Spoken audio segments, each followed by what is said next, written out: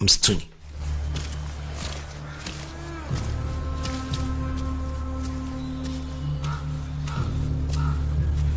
Msituni bwana, kuna kabila hili hapa ambalo wamechanya ama wameweka mashavu alama. Jamaa anaangalia mbele nyuma, anaona ni shwari, anapeleka mawasiliano mbele, sababu yeye yuko nyuma anaangalia usalama, naye anamjibu wow. Basi wanaanza kutembea. Akamuuliza mtoto, umeelewa inamaanisha nini huu Urusi?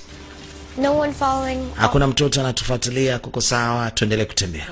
Vizuri sana. Anasema nimekufundisha kwa muda mfupi sana, unaelewa nini maana Urusi mtu akipiga. Lakini mbona hujasema tunaenda wapi? Bado hatujafahamu. Lakini nimekwambia sababu ya sisi kuondoka. Sasa kwa nini hakuweza kutuweka sehemu salama? Nani? Mhubiri anasema amekufa ni miaka 10 sasa. Lakini Ezra amesema mbona anaishi daima? Ya, ni kweli anaishi daima katika nafsi zetu. Na siku zote nabii sio miujiza, yani yeye kazi yake ni kutuambia neno la Bwana. Na nabii wetu alituambia mambo mengi sana, na ndieleza kusababisha tuwe salama, na ndieleza kutufanya mpaka leo tuko hapa.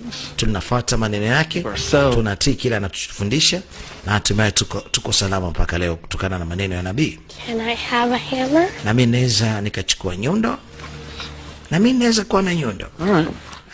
Naweza chukua hiyo. Tell me.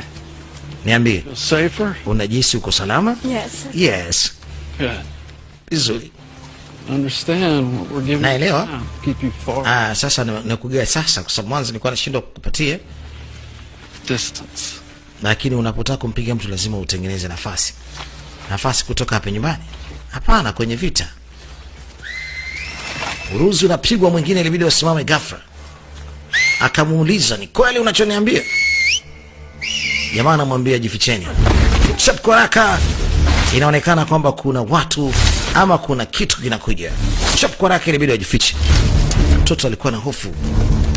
Wow. Baba anamkumbatia mtoto wake. Wanajificha nyuma ya gogo. Demons? Ni mashetani. Both. Anasema ni mbwa mwitu. Ni mbwa mwitu wale ambao tumeweza kuwaona kwenye yale makaratasi.